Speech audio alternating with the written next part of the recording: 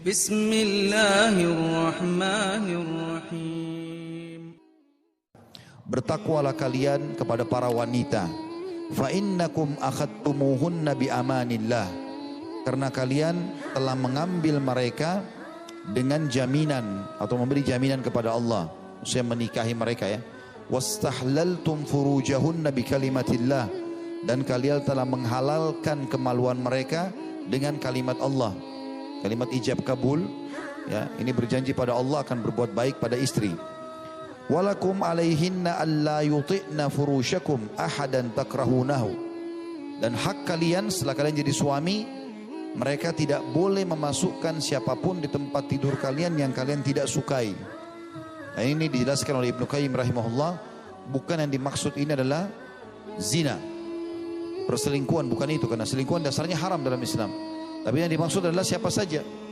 Kalau sudah jadi status istri, nggak boleh sembarangan ada orang naik di atas tempat tidur suaminya. Mau orang tuanya kah, mau ipar saudaranya kah, ipar suaminya dan seterusnya, tidak boleh. Kecuali dengan izin suaminya. Fa in fa'alna dzalik, kalau mereka para istri melakukan itu, fadribuhunna darban ghair mubarrah. Pukullah mereka dengan pukulan yang tidak berbekas. Walahunna alaikum rizquhunna wa kiswatuhunna bil ma'ruf.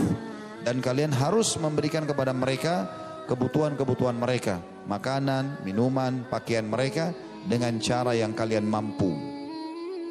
Wasiat yang keenam ini wasiat untuk kita semua kaum laki-laki.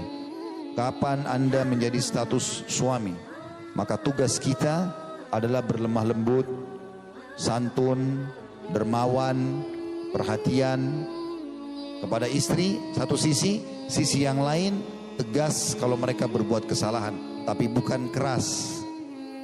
Dua hal ini harus berimbang. Nah, dalam riwayat ini dijelaskan itu. Bertakwalah kepada Allah kepada kaum wanita. Jangan kalian zalimi mereka. Jangan sampai mereka tidak makan, tidak minum, kewajiban kalian itu. Tempat tinggal, kasih sayang, cinta, semuanya berikan. Karena Allah Subhanahu wa taala. Karena kalian telah menghalalkan kemaluan mereka, kalian bisa melampiaskan biologis karena kalimat Allah. Dan kalian punya hak untuk tidak pula ada yang masuk di ranjang kalian yang kalian tidak sukai.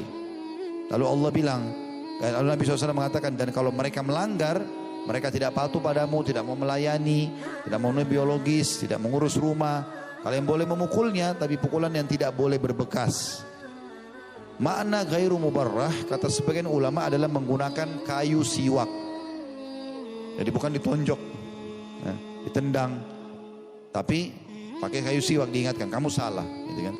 Makin digunakan kelembutan maka makin baik tentunya. Tapi makna pukullah mereka dengan pukulan tidak berbekas, ini dalil jelas tentang masalah tegas.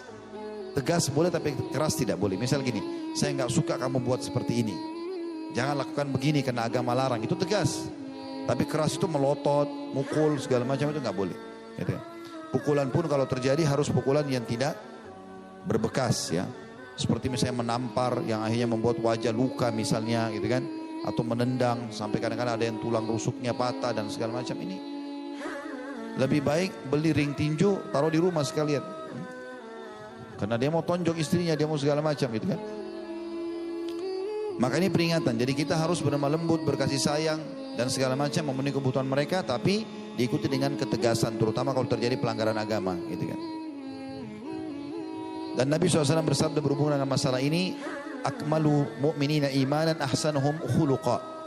Orang mukmin yang paling sempurna imannya adalah yang paling orang mukmin yang paling sempurna imannya, yang paling baik akhlaknya. Wa khiyarukum li ahli. Dan orang menilai yang terbaik akhlaknya adalah yang paling baik dengan istrinya. Jadi kalau mau tanya suaminya ini baik atau tidak, tanya istrinya, baik gak suamimu? Itu juga dengan suami, kalau istri kalau mau tahu, tanya suaminya, baik gak istrimu? Karena mereka interaksi tiap hari. Banyak laki-laki perempuan menjaga nama baiknya di luar rumah, tapi sama pasangan buruk sekali. Dan ini bertolak belakang dengan hukum syariat Allah Subhanahu wa taala. Indah sekali rumah tangga itu kalau laki-laki dan perempuan, suami istri saling mencari pahala. Habis belanja bulanan misalnya, sama-sama angkat kreseknya gitu kan. Lalu suami mengatakan biar saya, istri mengatakan biar saya, saling berlomba. Istri selalu menjadikan target suaminya, pahala apa lagi saya bisa dapat dari suami saya. Mau makan apa, mau minum apa, dihilangin capeknya, dihiburi. Bahkan kata Nabi SAW dalam sebuah riwayat, istri ahli surga adalah istri yang bisa membangkitkan syahwat suaminya. Wanita ahli surga adalah wanita yang kalau kau lihat padanya, kau akan bahagia karena penampilannya, tutur katanya santun dan seterusnya. Dan kalau kau menyuruhnya, dia akan patuh. Serta kalau kau lagi tidak ada, dia akan menjaga kehormatanmu. Seperti itulah. Begitu juga dengan suami. Istri yang ditanya, waktu para sahabat ingin mengetahui akhlak Nabi SAW di rumah, nah di luar rumah mereka tahu Nabi baik sekali. Mereka tanya kepada Aisyah. Nah, kebetulan Aisyah termasuk istri yang kadang-kadang atau sering cemburu dengan istri yang lain gitu kan. Maka dia sengaja Aisyah yang ditanya. Maka Aisyah cuma waktu ditanya, kaifa kana khuluqun Nabi SAW? Bagaimana akhlak Nabi? Nabi SAW mengatakan, atau Aisyah mengatakan, kana khuluqul Quran. Akhlaknya Nabi Al-Quran.